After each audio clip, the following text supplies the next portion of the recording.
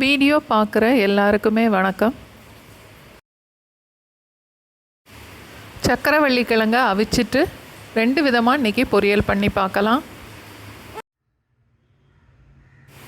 குக்கரில் 1 கப் அளவுக்கு தண்ணி ஊற்றிட்டு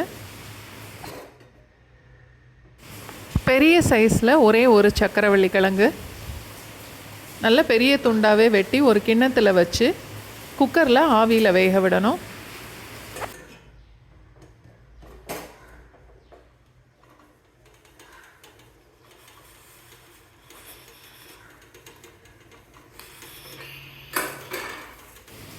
ரெண்டு இல்லை 3 விசில் வச்சுட்டு அடுப்பை ஆஃப் பண்ணிடலாம்.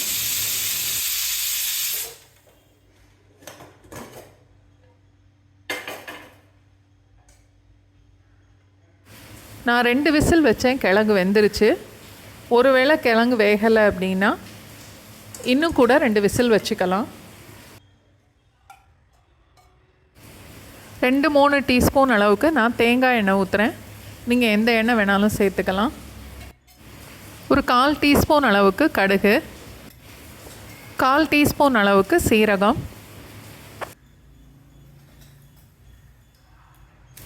கொஞ்சம் கருவேப்பிலை,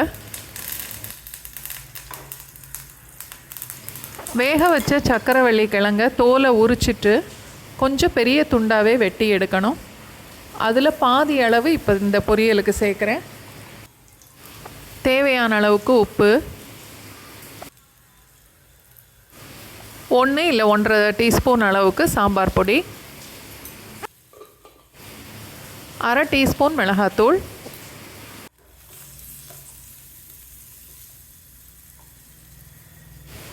அடுப்பை லோ ஃப்ளேமை விட கொஞ்சம் கூட வச்சுட்டு அடிக்கடி கிளறி விட்டு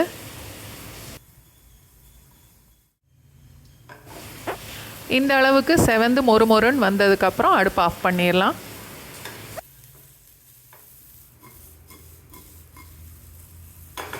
சக்கரவள்ளி கிழங்குல இனிப்பு இருக்கிறதுனால நான் கொஞ்சம் காரம் கூடவே போட்டிருக்கேன். அப்போ தான் இந்த பொரியல் நல்லாயிருக்கும். இன்னொரு பொரியலுக்கு 1.5 டேபிள் ஸ்பூன் அளவுக்கு தேங்காய், 1 மிளகாய் வத்தல், 1/4 டீஸ்பூன் சீரகம், 4 இல்லை 5 சின்ன வெங்காயம் மிக்சியில் இது மாதிரி 1-2 அரைச்சி எடுத்துக்கணும்.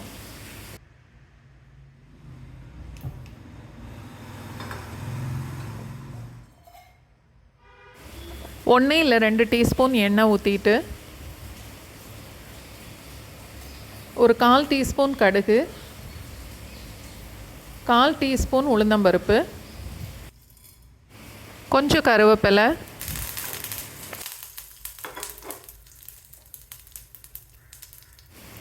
வேக வச்சதில் பாதி அளவுக்கு சக்கரவள்ளி கிழங்கு,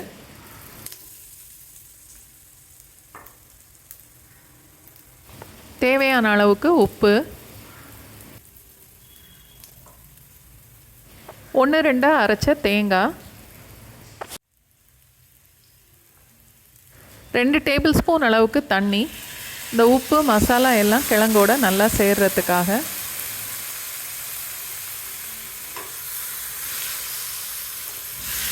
அடுப்பை லோ ஃப்ளேமில் வச்சுட்டு